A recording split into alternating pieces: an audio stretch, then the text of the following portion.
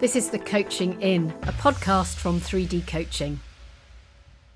So, hello, it's Claire Pedrick, and on the Coaching In today, I'm in conversation with Martin Oduor-Otieno and Sophie Brewis from the Africa Executive Coaching Convention.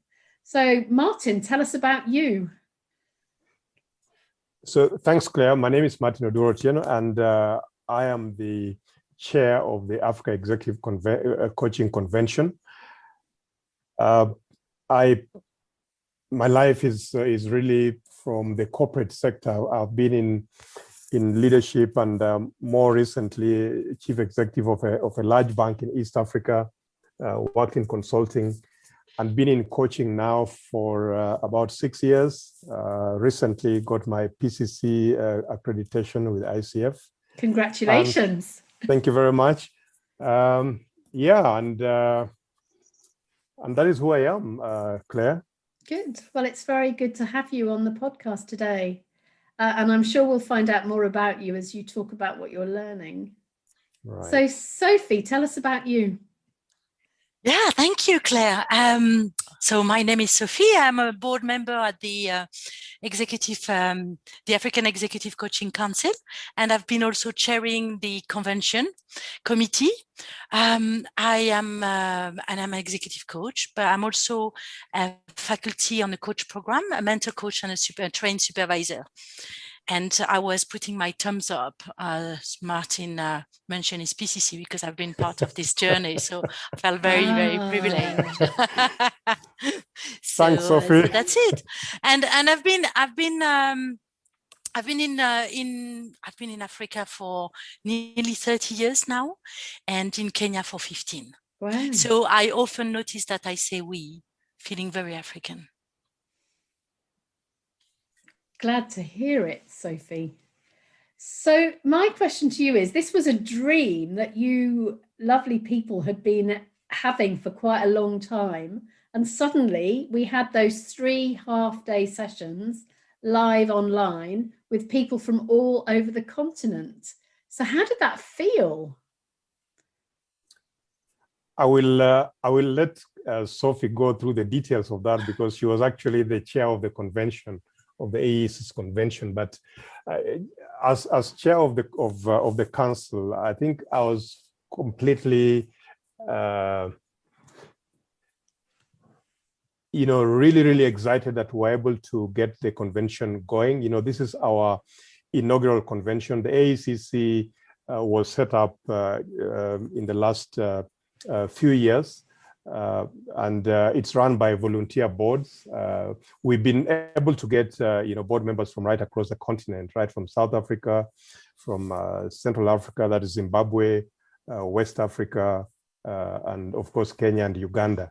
And so we're a Pan-African organization, and it's all run on a volunteer basis. And so when we set out a couple of years ago thinking about this convention, first, it was going to be a physical face-to-face convention, and then COVID happened. So we had to move it from 2020 to 2021, and then just begin to think about the infrastructure for running it, how to get people in, the resources, the content, et cetera. So I'm quite delighted that we're able to get it through, to get all those people that you've mentioned there. I think at one point, Sophie, we had in excess of 250 people attending on day one, I suspect. And even at the closing session yesterday, we had more than 150 people at some point. So for us as a council, Claire, really excited about this, really excited about the quality of the conversations, the quality of participants, the outcomes, the fact that it gave people a platform to really explore what is important for them in the space of coaching. But Sophie is the guru here in terms of the convention. She spent sleepless nights trying to get this thing through. So let me get her to speak more about it. Go on then, Sophie. Thank you, Martin. Well, I wasn't alone. Thankfully I wasn't alone. And when I think of your question, Claire, and I think about how I felt yesterday night when we debrief, I was completely overwhelmed at the end of the day 3. I it was really hard to express because there was a lot of mixed emotion. There was a lot of, but I think one that dominates is the sense of pride that we have done something that was phenomenal, that was super ambitious. I think we went into that, you say it was a dream. I think we went into that very candidly, and we were having a lot of ideas and say, oh, we will do this and we will do that. And when we started putting them together, we realized how much work it was. So it would be a lie to say that it was easy. It wasn't easy, but it was fun. Not every time, but it was worth it. It was fun, and at the end, I felt very privileged. I feel very proud, and I feel very privileged, because I think that what we've done is very unique, and also gives it's a lovely platform and springboard for moving forward with what the continent. I wouldn't say needs, because I wouldn't. Who am I to say that? But more could do. So it's pushing that ambition forward. Yeah, that's great. And can I say what I observed as a participant? I'm very eager to hear that. Well, we were in Africa. We were not in Kenya or Zimbabwe or South Africa or Ghana or Nigeria. We were in Africa. So everybody had their right size place, because everybody was in their own place. And I found that really moving. Because everybody took their right size place in the convention. And that was such a beautiful thing. That's actually true, Claire, because when I just reflect on the conversations yesterday, and even if, as I think about the people from the different parts of the continent, they were talking about Africa. Yeah. I don't actually, Sophie, remember or recall anybody talking about their own country. I think they were talking about the continent, Africa, and what coaching means to us and that kind of stuff. So you are correct there, Claire. It was. I just thought that was extraordinary, and it made me think about Africa in the world. And so I think it'd be interesting to explore some of the learning. So I guess a couple of questions for you to think about. One is, what's the most significant thing you personally learned? And what surprised you about what you personally learned? I'm happy to go. I think that one thing that really strikes me throughout that convention is the sense of humanity, is that sense of we need to preserve that, we need to anchor our coaching around that. And it was very refreshing to hear it from the coaches, but also from the user of coaching. And on day one, we had really, the intention was to invite, to give some voice to the users. And we have people from the telecom, people from the financial sector, people from, and until day 3, we have the NGO sector that were there. And so, and I think fundamentally what really makes it not surprising, but anchoring is that sense of humanity that we need to preserve. And this we-ness that Dr. Dumia Magadela was talking about. I think for me, it's really something that resonated with me and stays with me as I coach as well. I think it's really important. That was here. Wow, thank you. What about you, Martin? For me, it was just kind of reflecting on coaching and Africa, because coaching is obviously a concept that is very much a Western concept and the way that it's been introduced. But the conversation at the convention was very much around the African storytelling. And therefore, what was coming through for me is infusion of this coaching and storytelling, because as we grew up in Africa, sitting down at the feet of elders and learning from the stories and growing up and maturing in leadership or whatever it is that we are doing through this storytelling.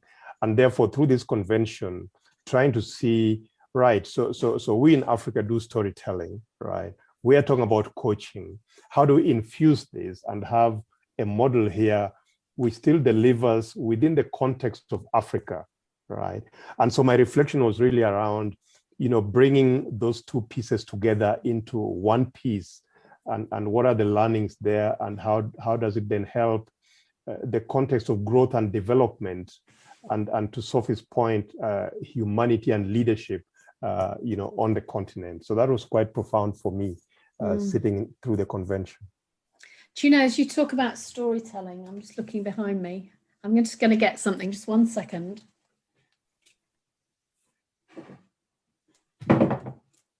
In terms of storytelling, I was sent this about 3 weeks ago. So this is a carving of a hand holding an egg from Ghana. Have you seen this before? No, I haven't. So Barack Obama had this on his desk. But when I came back from working in Kenya in the 1980s, my first manager in the UK had this carving on his desk. And he said to me, you need to remember this for your whole career. Power is like an egg.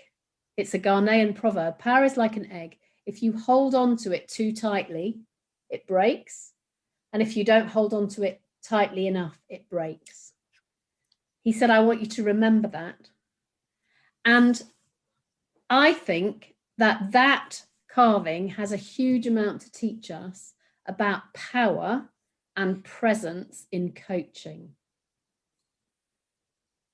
Because our conversations are like an egg. If we hold on to them too tightly, coaching doesn't work. And if we don't hold on to it enough, it doesn't work either. So I just published a book which has got a chapter in it about power and partnership. And I described this carving. And he contacted me and he said, this hand has stayed, I'm going to cry. This hand has stayed with me for long enough. It's time it has a new place. It has a new place to go where it can continue doing some good learning.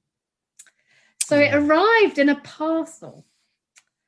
But I really love what you said, Martin, about the story. And I think there's something about what does Africa uniquely bring to the table in coaching? And it's a lovely parallel, Claire, that this traveled all the way from Africa to your desk in the UK. Yeah. I think that is where we are. It makes me emotional now. I think it's a big part of what the ground we have to cover now in storytelling is to say the story the way we want to say the story, but also we tell a story loud enough that is heard outside of the continent.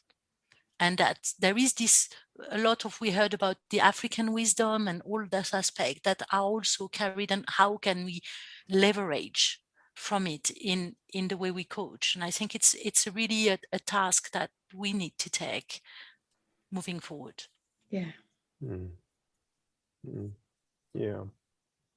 And I think it's that context thing that we're talking about is quite important. Yesterday, I think it was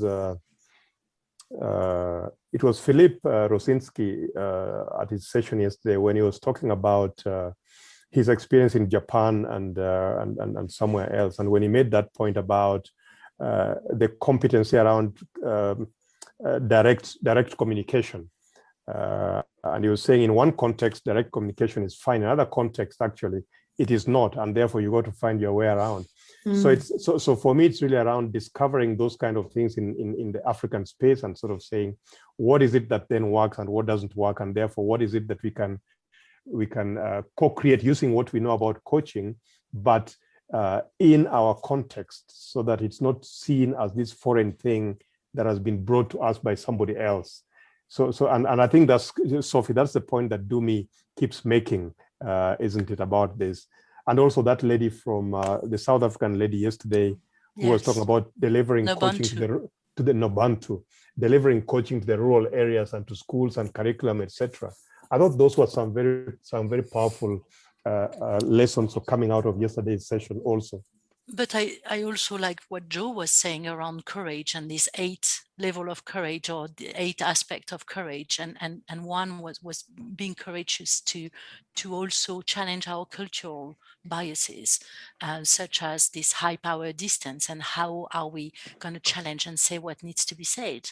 And I think that was another thing. And this discussion really sparked a lot of interest, even when we were preparing for that panel. And I think, again, it's something that we need to maybe expand about, around courage, and how are we courageous. I want to give an example. I was also today I was facilitating coach training, and we looked at, I was listening to session, and the participant is in his 60s past, and he says, like, how can I interrupt my coach? He was talking so much, and how I couldn't say. And I says, like, but you need to find your way, because it's not what I'm going to tell you how you interrupt. Is you are who you are with your experience coaching this lady that is a senior female leader, and definitely you won't interrupt, because that's part of who you are. So it's like, how do you invite? How do you do it your way?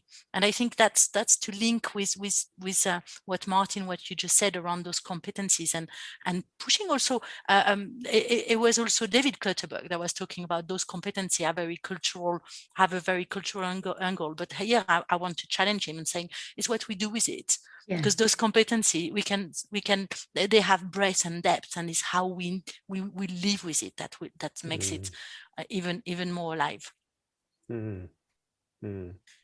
Yeah. You know, the other interesting thing, Claire, yesterday for me was that conversation around coaching models, and you know, the fact that I think Sajibola, who was talking about this, the fact that when you start your coaching journey, of course, you've got all these models, and therefore I'm this coach, and I'm that, and I'm there, and therefore you kind of stick to it. But as you go along on your journey, the models are somewhere at the back of your mind, but actually you're just coaching. And when Ajibola was talking about in the model in West Africa, for example, and how they've been able to do this, I thought that was also quite interesting for the participants to just reflect on. Sometimes we might get too tied down about models and forget what the actual purpose and the ultimate objective is, and what the client is trying to get to. So I found that as kind of another really good learning out of yesterday's session. Yeah. You're speaking to the model hating coach. I think there's a real danger that we can listen to the model more than we listen to the person who's with us. Yeah. And actually, at its heart, all that coaching is two human beings having a conversation together about one of us, so that they move forward somehow in their thinking. I loved what Nabantu said. Did you see? She said in the chat, see more, hear more, love more, illuminate more, be more, and do less. So I went straight and added her on LinkedIn, because I thought I completely agree with you. See more, hear more, love more, illuminate more, be more, and do less. And I think one of the things that I noticed yesterday was that people were speaking about love really normally. And that, I don't know whether that was specific to the conference, but certainly that's not something that I hear in Europe or in the work that we do in other parts of the world. People talking about love in the context of work. That's lovely to hear. That's lovely to hear from you sitting in the UK and having followed us throughout that convention. I think it's really important, is that element where I was talking about humanity and love, and I think it was Mireille that speaks 7 languages, and it's just like and using like the heart, the cœur, and it was in corazón in Spanish, but it was really yeah, she is, I think many connected like that. Yes. And that conversation about head count and heart count. Yeah.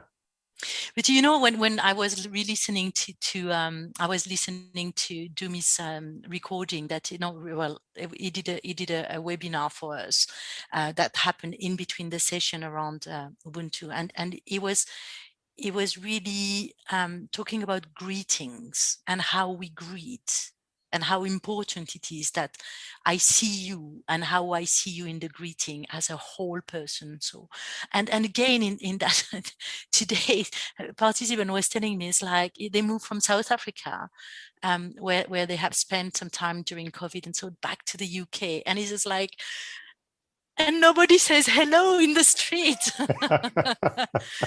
And it was really important that how do we greet? I think Dumi has a really important point around how do we slow down? I think it's in Liberia. I remember when I was living there, where people cross and they say the greetings and they continue, and it takes so long, and they continue moving past. So the greetings are quite organized and long, but it will really continue as long as the person cross the road, and it's really important. I mean, it's a point of connect. Sorry. Yeah. No, I just want to say, it's just because I remember people were telling me, how is the body all? And from a European side, it was like, it's none of your business. And it was very much, I felt like, I think it was the first African country I lived in. And I felt really like, how come you're asking me how I am, like, in my body? And I think it's fundamentally that, and that we take from Africa, and we should take in our coaching, is that we see the whole person, and we probably have access to that. It's and it's, Sophie, it's because, you know, that's a point of connection. I mean, that's a point of initial connection as it is. And when Dumi says, I see you, right? In here, even in my own community, that is how we greet. I see you, Aneni, you know, I see you, and you also see me. And so when it is the holistic person that you are seeing, you know, it's no longer, it moves from the I to the we, because we are connected through that greeting, and that conversation can go on for a long time. You know, I remember conversations between my father and his brother, and they lived in different homes in the village, and they would be escorting one another upwards and downwards, you know, several times, and they were just kind of having this nice conversation about them, you know, and it's just part of this connection and part of this culture. And that's why when you know, when we come to coaching, and you know, sometimes when you're looking at coaching, you in the context here, you may find that the first part of that coaching takes much longer than it would in other cultures, because you are trying to have that connection, and that connection might be longer than the 1 minute, you know, hi, you know, and you know, what is it that you want to accomplish today in this session. So that comes much later, because you got to really connect with this person, and I guess this is probably one of the learnings here, that perhaps if we are talking about you know, the coaching process, that there's something there also which is going to be an African kind of model around coaching, how you get into it. Greetings matter. Greetings matter. And Nobuntu was also pushing back around model, but more really holding, proposing to hold the cultural framework, more like looking at the cultural framework where we can be and where we can coach, and owning that. And I think it's an important part of exploring that, when we think about, rather than model, but maybe approaches, maybe and looking at it in plural, that there is many, and yet we were one, we were talking about, we were in Africa, we were talking about Africa, but we also more than one, we are more than the sum of.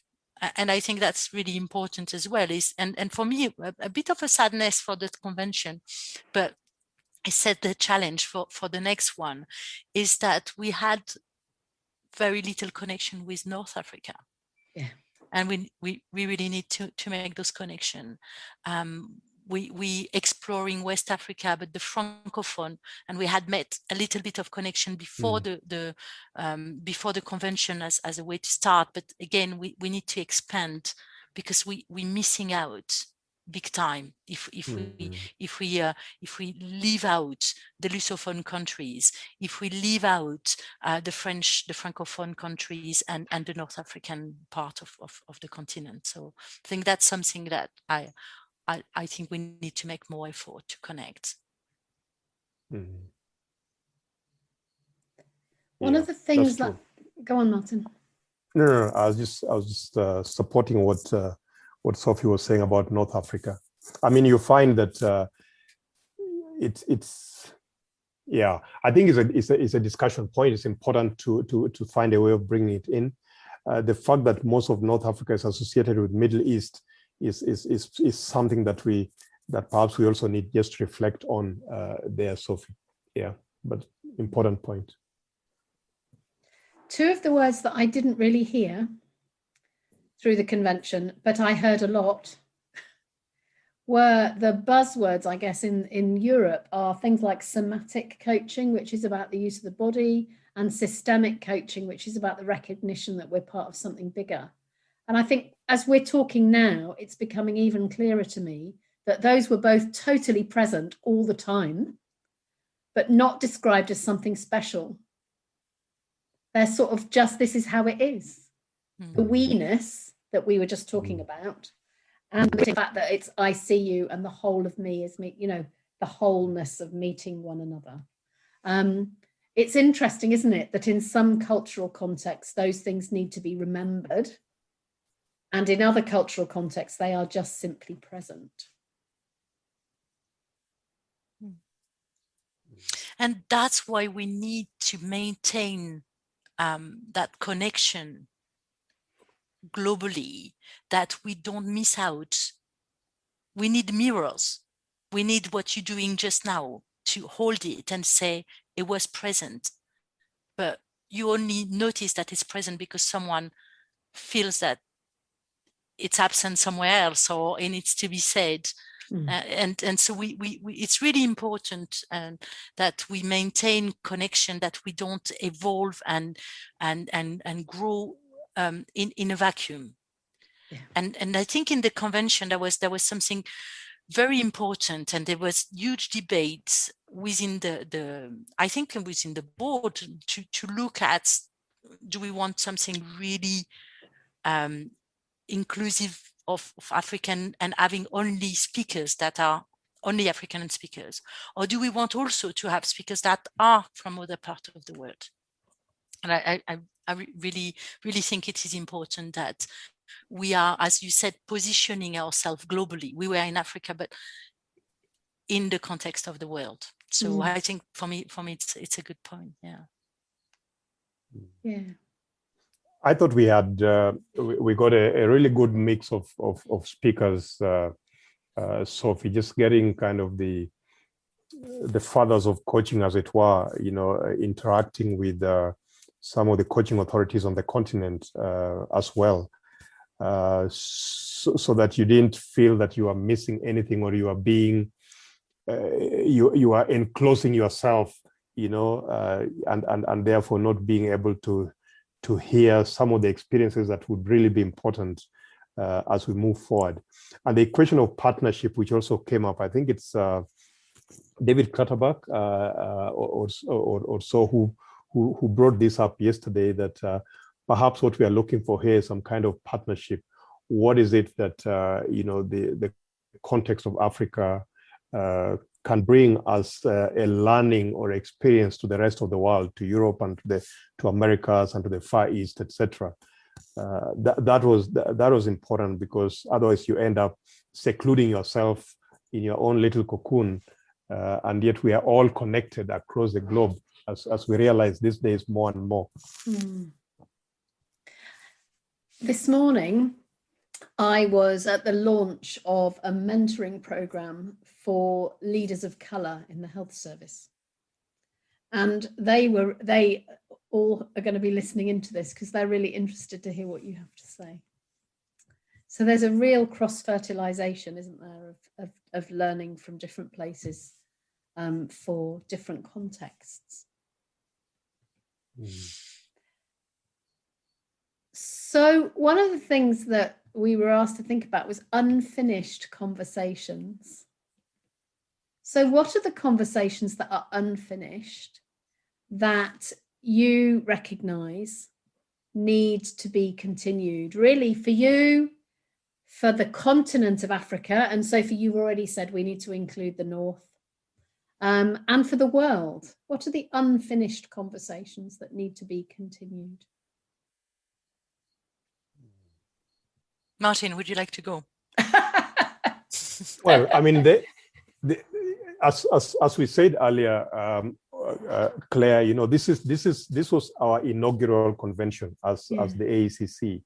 The AECC is the go-to aggregator for coaching on the continent, bringing together the ecosystem, which has got all the players, the demand side of coaching, the suppliers of coaching services, the academia in terms of research publications, etc., trying to create greater access to coaching across different things. So what I see as some of the areas of unfinished business is really using this opportunity that we've created through the convention to continue to deliver the mandate of AECC, which is bringing together this ecosystem, looking at areas of opportunity for growth of coaching on the continent, looking at what may be impediments to coaching at the moment or to its growth.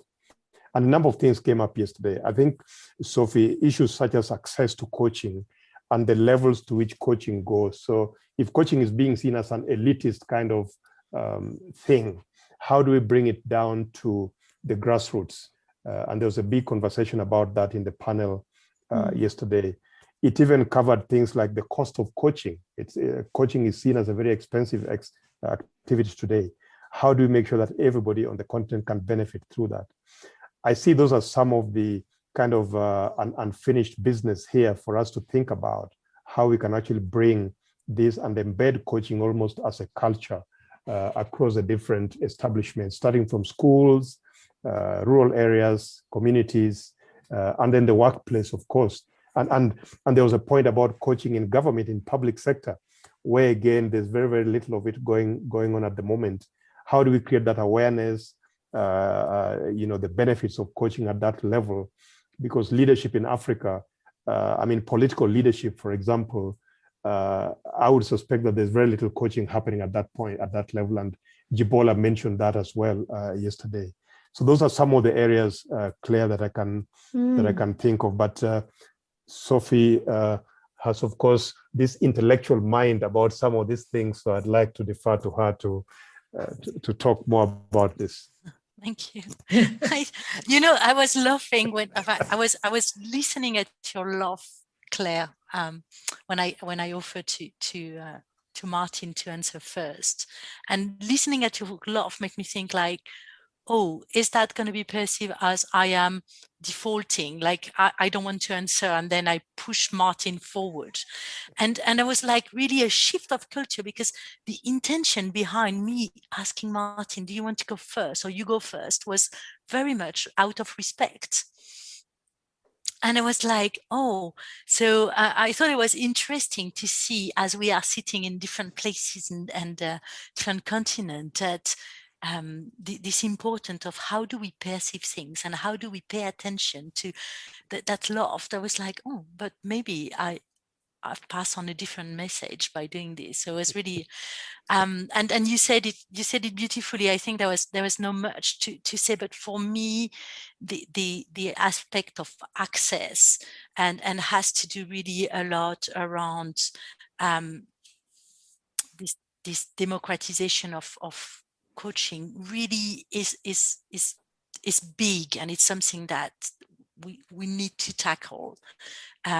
because it involves the aspect of supply of coaches, so training, the quality, as well as making sure that there is sustainability, that is not just a fad, that is not just a moment. And so how do we anchor and we ensure that there is sustainability, as well as access, as you said, Martin, the cost of it.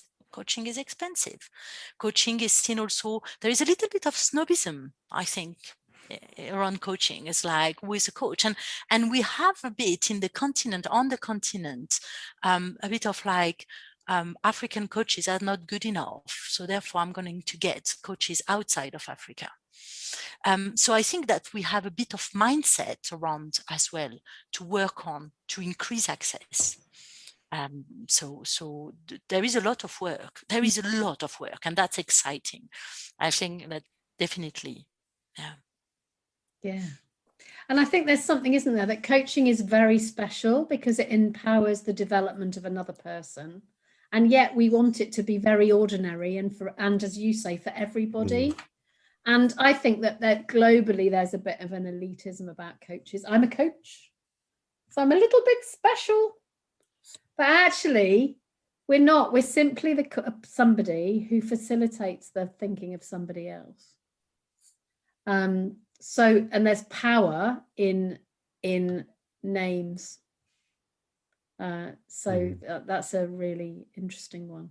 So my question to you is, if people want to join in the conversation, how do they do that? So the first way will be to continue join us on the through our website, and then you can find us with the AECC.com. So that will be the first way. I think we are making available all the recordings. So we are non-profit, and we all volunteers here, so it might be a small fee to access it. It's what was going to help us to continue and plan our next activities. But you will be able to access the recording of this first convention. There will be some more activities. One other thing that has been really interesting is maybe two I would like to mention. One is the overwhelming enthusiasm of our speakers. Every single person we asked said yes, and say, yes, I will do it for free. And yes, I'm going to make everything that's available for you to use beyond the convention. And I saw there was a huge generosity and huge enthusiasm and wanted to be part of it. And we had to refuse people.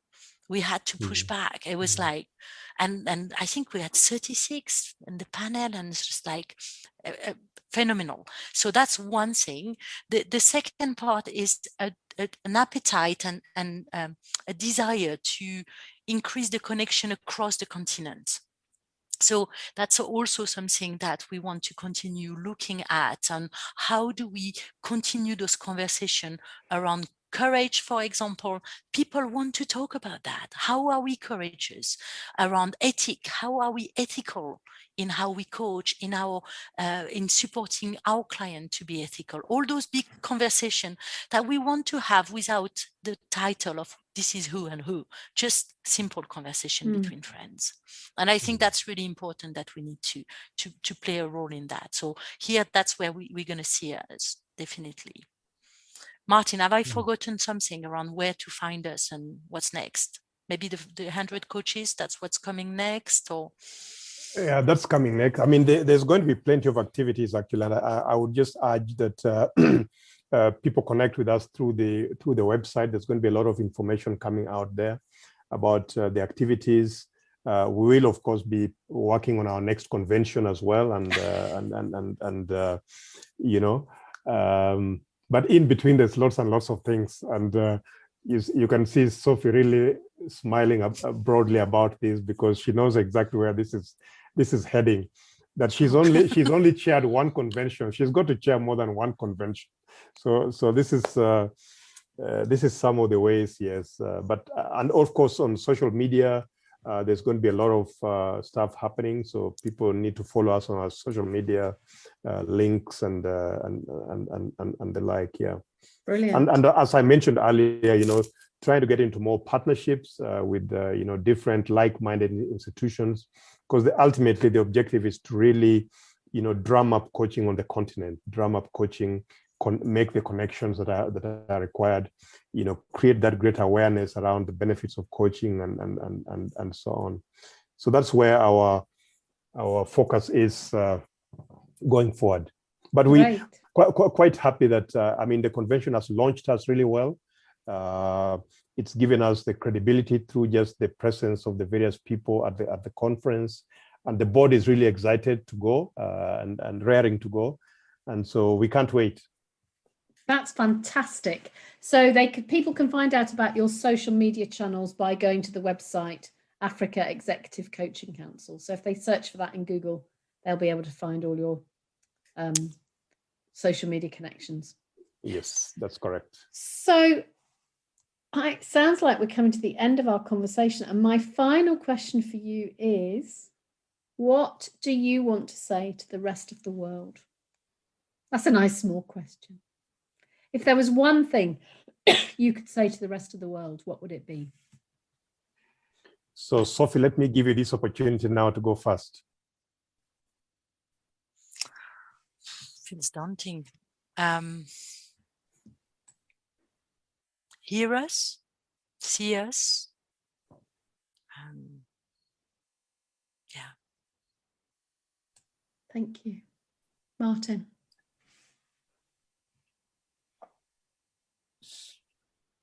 I think for me, it's going to be around the opportunity is great. We need the partnerships. We need to continue to grow leadership on the continent, and therefore anybody who is aligned to that objective, we are open to conversations to take this forward. Partnerships. So sorry. Yeah, I just want to, I think I was trying to connect and really like what is connecting me with this continent that I'm part of is, I think it's the energy, and I want to invite people to connect with the energy of the continent. It's just mind-blowing.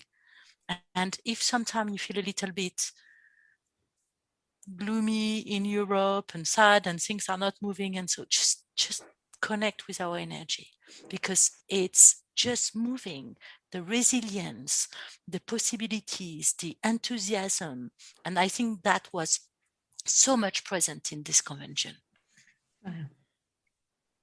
And I think the thing I first heard from you was when Paul Masoke and I had a conversation in the first podcast, and he said that one of the things that he noticed is that people are making coaching their own. And he introduced the concept of Ubuntu coaching at that point. And so what I would want to say from what I've heard over the 3 sessions is the rest of the world, we have lots to learn from what Africa is doing for itself. And we need to learn, and we need to make meaning from that, and so that we can make stuff our own. So thank you so much, Sophie and Martin, for spending this time with me at the end of a very busy week when I'm sure you've been up late and doing all sorts of things to pull off this amazing event. So final words as we finish, Martin. Lots of excitement, as I say, raring to go. AECC is becoming of age, and therefore join us, be part of this exciting journey on the continent. And thank you very much, Claire. Well, thank you. Sophie, anything to add? I just want to say thank you to the team that was behind all this, because they've been absolutely phenomenal as well. And whether they were somewhere in South Africa, somewhere in the UK, somewhere in Nairobi, somewhere all over the world, it was like they put so much effort. So, and to you, really, Claire, thank you, because we need mirrors. We need mirrors to tell us where we are at. It's a pleasure. It's been such a great learning journey for me. So thank you both for coming. I'm Claire Pedrick. I've been in conversation with Martin Odua Otieno and Sophie Brewis about the Africa Executive Coaching Council. Hi, we hope that you can join me for drinks at the Coaching Inn to launch 3D Coaching's book group, where we're going to be reading Simplifying Coaching. Wherever you are in the world, you're welcome to bring your coffee or your beer. I'll be sharing the story behind the book and answering your questions. Find out more through any of our social media channels, through LinkedIn, 3D Coaching, Twitter, at 3D Claire, or Facebook, 3D Coaching. Hope to see you there. You've been listening to The Coaching Inn. Find out more about us at www.3dcoaching.com/be-developed.